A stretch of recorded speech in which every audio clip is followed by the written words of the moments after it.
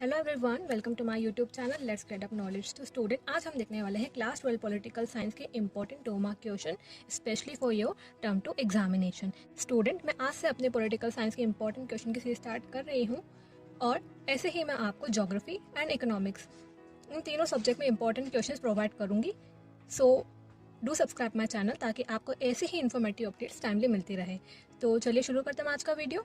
Chapter number 4, new centres of power. इसका question number first है, the European union flag what does the symbol of 12 golden stars signify. अब जो European union का जो flag है उसके अंदर क्या है, 12 गोल्डन स्टार्स का जो सिंबल है वो क्या सिग्निफाई करता है वो हमें बताना है। So point number first, the circle of golden stars stand for solidarity and harmony between the peoples of Europe. मतलब जो गोल्डन स्टार्स का जो सर्कल है वो किस लिए स्टैंड करते हैं, ये क्या सिग्निफाई करता है, solidarity, unity and harmony signify करता है among the people of Europe. Point number second, it was 12 stars. अब वो 12 ही स्टार्स क्यों है? It was the 12 stars as the number 12 is traditionally the symbol of perfection, completeness and unity. क्योंकि traditionally क्या है, तो 12 क्या सिग्निफाई करता है, परफेक्शन, कंप्लीटनेस और यूनिटी को शो करता है, इसलिए। Now question number 2, which 4 common symbols make the European union looks like a nation state. अब वो 4 कौन कौन से सिंबल है जो यूरोपियन यूनियन को एक नेशन स्टेट के जैसा लुक देते हैं? तो क्या क्या है, फ्लैग, एंथम, फाउंडिंग डेट और करेंसी यूरोपियन यूनियन की, ये उसको एक नेशन स्टेट के जैसे लुक देते हैं। Now question number 3, what does the logo of ASEAN flag symbolize. मतलब जो एशियन फ्लैग का जो लोगो है वो क्या सिंबलाइज करता है वो हमें बताना है। तो पॉइंट नंबर फर्स्ट है, the logo of Asian flag symbolizes that the 10 stocks of paddy represent the 10 south east Asian countries. अब जो उसकी जो 10 स्टॉक्स बनी होती है उसके लोगो में वो क्या रिप्रेजेंट करता है, 10 साउथ ईस्ट एशियन कंट्रीज को रिप्रेजेंट करता है, bound together in friendship and solidarity. और वो जो 10 कंट्रीज है वो आपस में कैसे बाउंड होती है, in friendship and solidarity, friendship में और unity. Now point number second, the circle represent the unity of Asian. हमारे फर्स्ट पॉइंट में हमने देखा कि जो 10 स्टॉक्स है वो क्या सिंबलाइज करते हैं। अब हमारे सेकंड पॉइंट में अब हम देखेंगे कि जो सर्कल है उसके अराउंड जो बनता है वो क्या रिप्रेजेंट करता है। तो वो रिप्रेजेंट करता है यूनिटी ऑफ एशियन, एशियन की यूनिटी को वो रिप्रेजेंट करता है। Now question number 4, why was Asian establish. अब जो एशियन है वो इस्टेब्लिश क्यों हुई थी? तो ASEAN was establish, point number first, to accelerate the economic growth. जो पर्टिकुलर रीजन है वहाँ की इकोनॉमिक ग्रोथ एक्सेलरेट करने के लिए। Point number second, for social progress, social progress के लिए एंड कल्चरल डेवलपमेंट के लिए। Point number third, to promote regional peace and development. जो पर्टिकुलर रीजन है वहाँ पर पीस और डेवलपमेंट को प्रमोट करने के लिए एशियन इस्टेब्लिश हुआ था। Now question number 5, what does Asian way stand for. अब जो एशियन वे है वो किस लिए स्टैंड करता है? तो Asian way stand for, point number first, a form of interaction that is informal. ऐसा इंटरेक्शन जो कि इनफॉर्मल हो, अनऑफिशियल हो, नॉन कन्फ्रंटेशनिस्ट, बिना किसी कन्फ्रंटेशन के, और कोऑपरेटिव हो। Fine. Now point number second, respect for national sovereignty is critical to the functioning of ASEAN. मतलब हर नेशन की सॉवरेनिटी का रेस्पेक्ट करना ही क्या है, एशियन की फंक्शनिंग की प्रायोरिटी है। Now question number 6, what are the objectives of establishing regional organization. मतलब जो ये रीजनल ऑर्गेनाइजेशन बनती है तो उसके एस्टैब्लिश होने के पीछे उनका ऑब्जेक्टिव क्या रहता है वो हमें बताना है। तो क्या ऑब्जेक्टिव रहता है? Point number first, to make the economy of the region at par with the global economy. Particular region की जो इकोनॉमी है वो क्या है, ग्लोबल इकोनॉमी के स्टैंडर्ड जितना बनाना। Point number second, to accelerate the economic growth through social progress and cultural development. और क्या होता है इसमें, इकोनॉमिक ग्रोथ तो करना, पर कैसे, social progress and cultural development के थ्रू। Now point number third, to promote regional balance of power. जो पर्टिकुलर रीजन है उसके अंदर बैलेंस ऑफ पावर को भी ये क्या करता है, रीजनल ऑर्गेनाइजेशन प्रमोट करता है। Now question number 7, how does the geographical proximity influence the formation of regional organization. अब जो जोग्राफिकल प्रॉक्सिमिटी है वो कैसे रीजनल ऑर्गेनाइजेशन की फॉर्मेशन को इन्फ्लुएंस करता है। फाइन। तो पॉइंट नंबर फर्स्ट है, same culture and trades influence the formation of regional organization. Geographical proximity मतलब अगर वो जोग्राफिकली पास पास है तो उनके क्या होगा, मोस्टली सेम कल्चर होगा और सेम ट्रेड्स होंगे, तो वो क्या करेगा, रीजनल ऑर्गेनाइजेशन के फॉर्मेशन को इन्फ्लुएंस करेगा। Point number second, similar interest because of geographical proximity. अब जोग्राफिकल प्रॉक्सिमिटी की वजह से क्या हो सकता है, लोग हैं उनके सिमिलर इंटरेस्ट हो। Point number third, people of same geographical area follow the same economy. अब जो सेम जोग्राफिकल एरिया है वहाँ पर क्या होता है, मोस्टली सेम इकोनॉमी फॉलो होती है। And it also influence in the formation of regional organization. और यही जो फीचर्स है 3, ये क्या करते हैं, रीजनल ऑर्गेनाइजेशन के फॉर्मेशन को इन्फ्लुएंस करते हैं। Now, question number 8. When was ASEAN Regional Forum was established? What was its main objective? अब जो ASEAN Regional Forum है वो कब establish हुआ था? In the year 1994.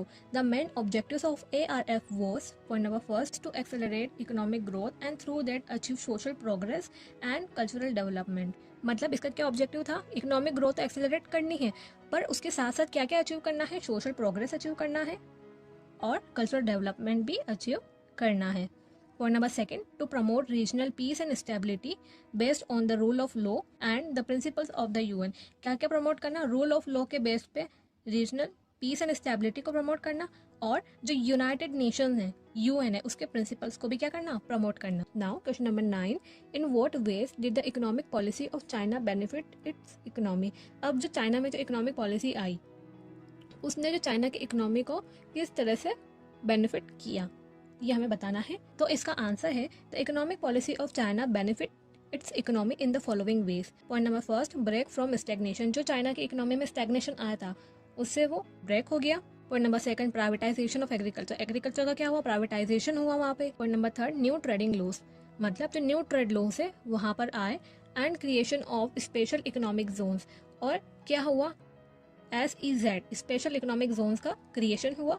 और number fourth, high personal savings in rural economy. जो रूरल एरियाज है वहाँ पे क्या हुआ? लोगों की हाई पर्सनल सेविंग्स हुई, जिसकी वजह से क्या हुआ? एक्सपोनेंशियल ग्रोथ हमें देखने को मिली।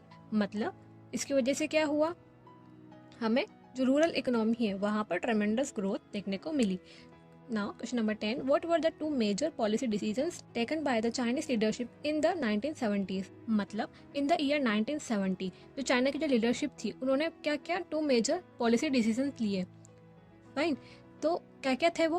First, China ended it's political and economic isolation. China ने क्या किया? उसका जो पॉलिटिकल एंड इकोनॉमिक आइसोलेशन खत्म कर दिया, and established relations with the US in 1972। और उसने क्या किया? जो अपना रिलेशन है वो यूएस के साथ स्टैब्लिश किया in the year 1972। Point number second, premier Zhou Enlai proposed for modernisations in agriculture, industry, science and tech and military in the year 1973। तो क्या हुआ? जोहू एनले थे, उन्होंने क्या किया? फॉर मॉडर्नाइजेशन वो लाए।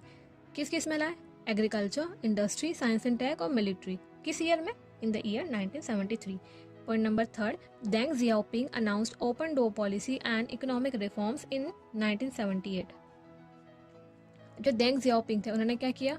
ओपन डोर पॉलिसी अनाउंस किया। और क्या हुआ? साथ ही साथ वो क्या लाए? इकोनॉमिक रिफॉर्म्स लाए चाइना की इकोनॉमी में in the year 1978। Now, question number 11. Identify the contentious issue between China and India. How could these be resolved for greater cooperation? Give your suggestion. अब चाइना और इंडिया, इन दोनों के बीच में कौन कौन से कॉन्टेंशियस इशू है, और ये जो इशू है उनको हम किस तरीके से रिजोल्व कर सकते हैं, उसमें हमें हमारे सजेशन देने हैं। तो कौन कौन से कॉन्टेंशियस इशू है? Point number first, India and China were involve in a border conflict in 1962। अब क्या हुआ? इंडिया और चाइना के बीच में क्या हुआ? बॉर्डर कन्फ्लिक्ट हुआ इन द ईयर 1962। और कहाँ पे था वो border conflict? In Arunachal Pradesh and in the Aksai Chin region of Ladakh, fine. Now point number second, the conflict of 1962 in which India suffered military reverses has long-term implications for Indo-China relation। अब क्या हुआ? in the year 1962 जो conflict हुआ था इसमें क्या हुआ? India को क्या सफ़र करना पड़ा? मिलिट्री रिवर्सेस सफ़र करना पड़ा। मतलब ये जो हमारी इंडिया है वो उसमें डिफीट कर गई थी, जिसकी वजह से क्या हुआ? जो हमारा इंडो चाइना रिलेशंस है उसमें हमें लॉन्ग टर्म इम्प्लीकेशंस देखने को मिले। और ये जो प्रॉब्लम है इसको हम किस तरीके से रिजॉल्व कर सकते हैं? तो ये टॉक्स, नेगोशिएशन के थ्रू सॉल्व हो सकती है। Now chapter number 5, south Asia and the contemporary world. अब हम इस चैप्टर के कुछ इंपॉर्टेंट क्वेश्चन डिस्कस करेंगे। Question number 12, democracy is becoming the first choice of the people of South Asia, justify the statement. तो ये जो स्टेटमेंट है कि democracy is becoming the first choice of the people of South Asia, कि जो south Asia के लोग हैं उनकी जो फर्स्ट चॉइस क्या बनती जा रही है? डेमोक्रेसी बनती जा रही है। तो इस स्टेटमेंट को हमें जस्टिफाई करना है। तब हम इसका आंसर देखते हैं। Following points justify the given statement. So first point है हमारा, despite the mixed record of the democratic experience, the people in all the countries of South Asia share the aspiration for democracy. अब क्या हुआ, the South Asia के लोग हैं, उनका क्या हुआ, अलग अलग डेमोक्रेटिक एक्सपीरियंस होने के बावजूद भी वो क्या करते हैं, डेमोक्रेसी के लिए एस्पायर करते हैं कि उनकी कंट्री में भी डेमोक्रेसी होनी चाहिए. Point number second, surveys in SAARC countries show that there is widespread support for democracy everywhere.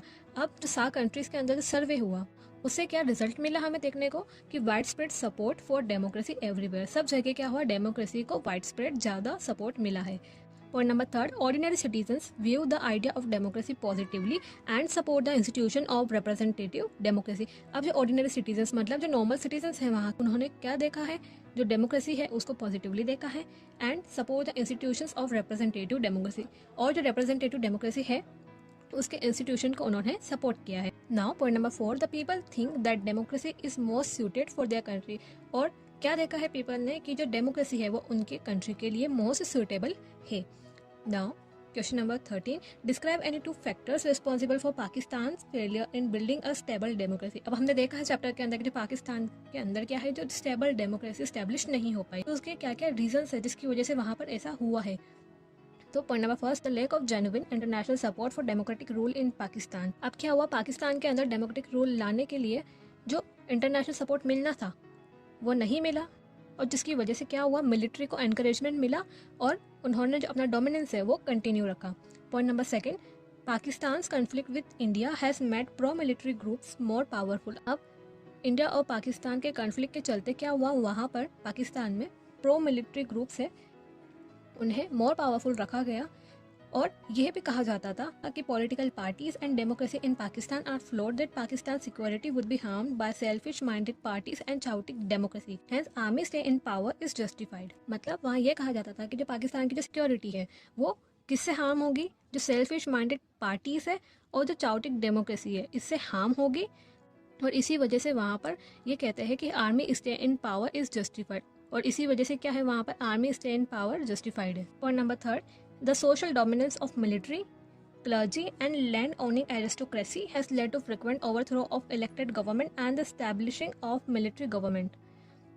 अब पाकिस्तान में क्या है, किस किस का सोशल डोमिनेंस है, military, clergy, land owning aristocracy, इनका क्या है, सोशल डोमिनेंस है वहाँ पर, जिसकी वजह से क्या होता है, वहाँ पर जो इलेक्टेड गवर्नमेंट है उनका फ्रिक्वेंट ओवरथ्रो हो जाता है और उनकी जगह क्या इस्टेब्लिश हो जाता है, मिलिट्री गवर्नमेंट इस्टेब्लिश हो जाता है.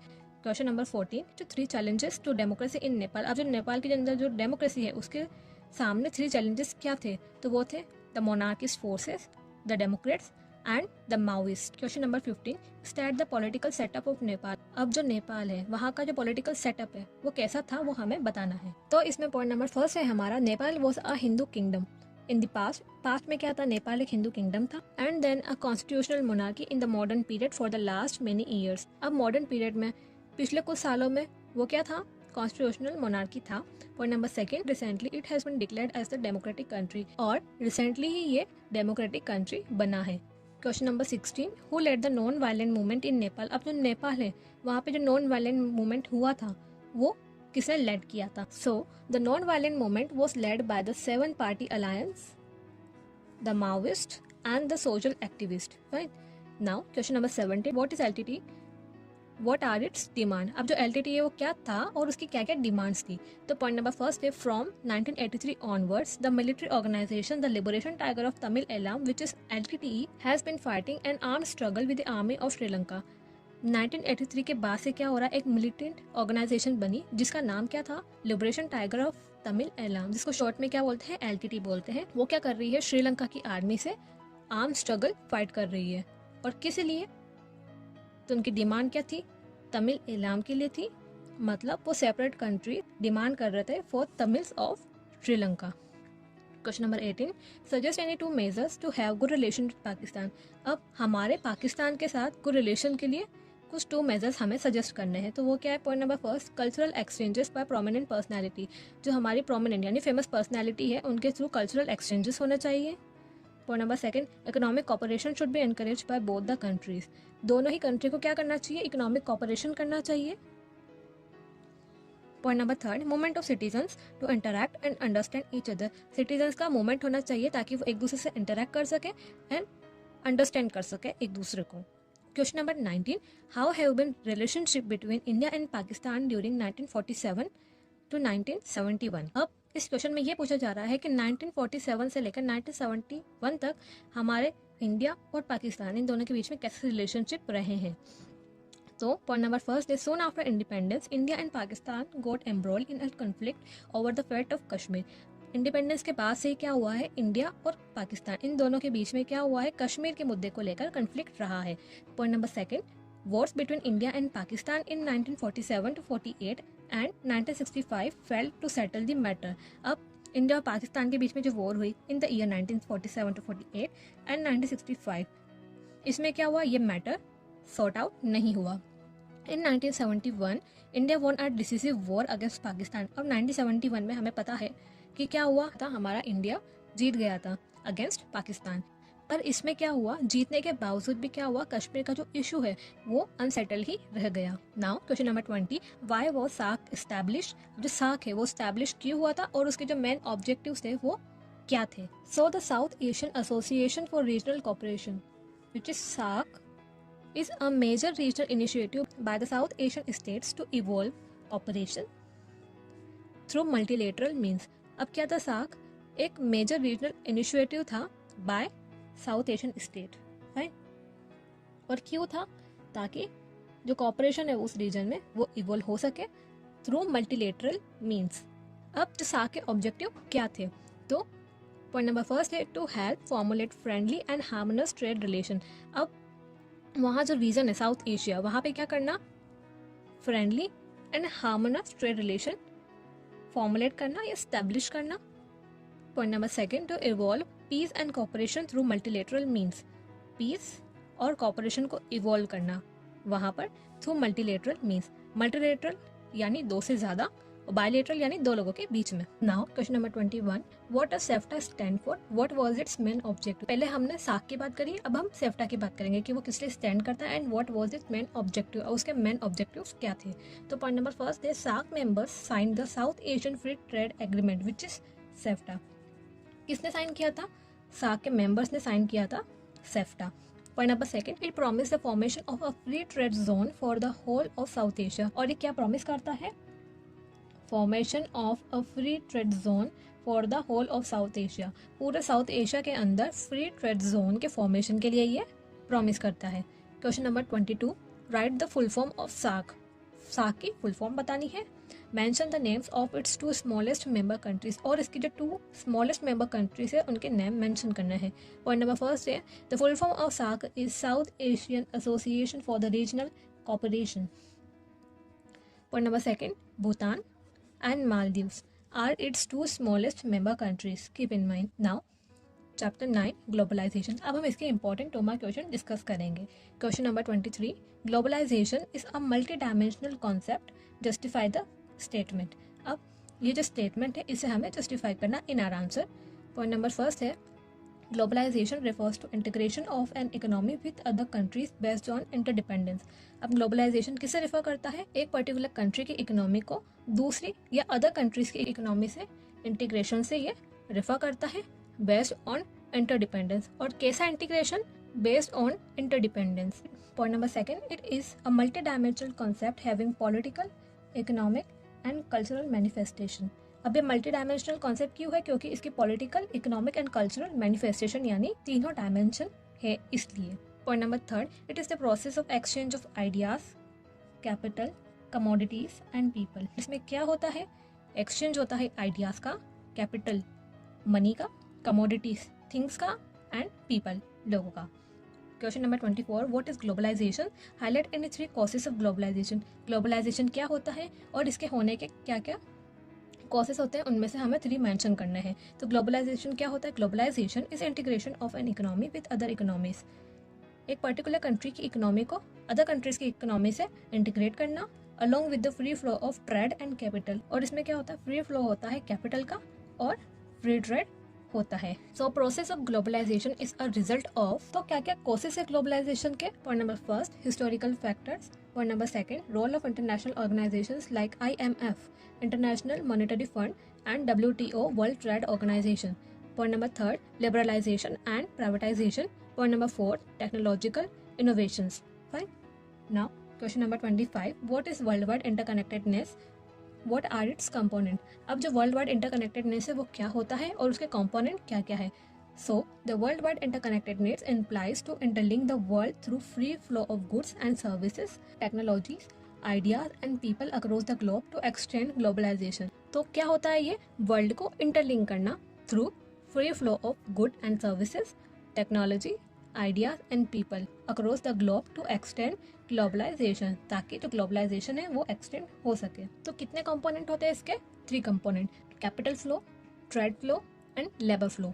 कैपिटल फ्लो में क्या होता है? रिसोर्सेज का फ्लो होता है थ्रू लोन्स और business investment among the countries. Point number 2, trade flow, इसमें क्या होता है? कंट्रीज के बीच में क्या होता है? गुड्स का एक्सचेंज होता है। 3, लेबर फ्लो, इसमें क्या होता है? पीपल का मूवमेंट होता है। कहाँ पर? फेवरेबल कंडीशन फॉर एम्प्लॉयमेंट, जहाँ लोगों को मिलती है वहाँ पर, जिससे क्या होता है? ब्रेन ड्रेन होता है। Now question number 26, welfare state is getting replaced by market, analyze the reason for this change. अब क्या हो रहा है? वेलफेयर स्टेट किससे रिप्लेस हो रहा है? मार्केट से रिप्लेस हो रहा है। अब ऐसा जो हो रहा है उसके रीजंस हमें एनालाइज करके बताने हैं। पॉइंट नंबर 1 है हमारा, globalization results in an erosion of state capacity. Globalization का नेगेटिव इफेक्ट हमें क्या देखने को मिल रहा है? जो स्टेट कैपेसिटी है उस पर इरोजन देखने को मिल रहा है। All over the world the old welfare state is now giving way to a more minimalist state that perform certain core functions such as maintenance of law and order and the security of its citizens. अब इसमें क्या हो रहा है? All over the world, पूरे world में क्या हो रहा है? जो पहले जो चलता था वेलफेयर स्टेट का सिस्टम, अब वो किसको वे दे रहा है? मिनिमलिस्ट स्टेट को वे दे रहा है, जो सिंपली क्या फंक्शन परफॉर्म करते हैं? Maintain law and order and security of its citizens. Point number 2, however, it withdraws from many of its earlier welfare functions directed at economic and social well-being. अब बस जो कंट्री है सिर्फ ये 2-3 functions ही कर पा रही है, बाकी जो उसके जो पुराने वेलफेयर फंक्शंस थे कि इकोनॉमिक एंड सोशल वेलबींग जैसे, वो सब विड्रॉ हो गए हैं उनसे। और in place of welfare state it is the market that becomes prime determinant of economic and social priorities. अब वेलफेयर स्टेट की जगह क्या हो गया है? मार्केट प्राइम डिटर्मिनेंट बन गया है लोगों के social and economic priorities choose करने के लिए। The entry and the increase role of MNCs all over the world lead to reduction in the capacity of government to take decisions on their own. अब क्या हो रहा है? MNCs के entry की वजह से और उनके इंक्रीज रोल की वजह से क्या हो रहा है? जो स्टेट की जो कैपेसिटी है वो रिड्यूस होती जा रही है। Question number 27, show with the help of one example that globalization has affected the dress culture of India. अब हमें एग्जाम्पल के थ्रू बताना है कि जो ग्लोबलाइजेशन है उसकी वजह से हमारे इंडिया के अंदर ड्रेस कल्चर पे कैसे अफेक्ट पड़ा। So globalisation has affected the dress culture of India by, point number 1, westernisation of the dress tastes of girls in schools and colleges. Point number 2, it has harmed the traditional culture of India. Question number 28, has there been resistance to globalization in India? जैसा कि हमने chapter के अंदर देखा था कि जगह जगह ग्लोबलाइजेशन के रेजिस्टेंस हमें देखने को मिले, तो इसमें पूछा गया है कि हमारे इंडिया के अंदर भी क्या ऐसा हुआ है, तो इसका हमें आंसर बताना है। तो पॉइंट नंबर 1 है, yes resistance to globalisation in India has come from different quarters. Yes ऐसा हुआ है, और जो रेजिस्टेंस है वो कहाँ से देखा गया था? डिफरेंट क्वार्टर से ये देखा गया था। There have been left wing protest to economic liberalisation. अब क्या हुआ? इकोनॉमिक लिबरलाइजेशन के लिए क्या हुआ? लेफ्ट विंग प्रोटेस्ट हमें देखने को मिला, voice through political parties as well as through forums like the Indian social forum. अब क्या हुआ? जिसको किस किसने वॉइस दी या किस किसने सपोर्ट किया? पॉलिटिकल पार्टीज ने भी सपोर्ट किया और कुछ फोरम्स जैसे इंडियन सोशल फोरम, इन सब ने से सपोर्ट किया। Point number 2, resistance to globalization has also come from political right taking the form of objecting particularly to various cultural influences. अब resistance to globalization और कहाँ से आया? political right से आया, जिसने किसका फॉर्म लिया? जो भी cultural influences आ रहे हैं उनको ऑब्जेक्ट करने के लिए या उन्हें अपोज करने के लिए। ranging from the availability of networks, celebration of Valentine's Day and westernization of the dress tests of girl students in schools and colleges. Fine. So this is all about today's video. Hope this video proved to be helpful for you, and if you have any query then you can comment me down in the comment section.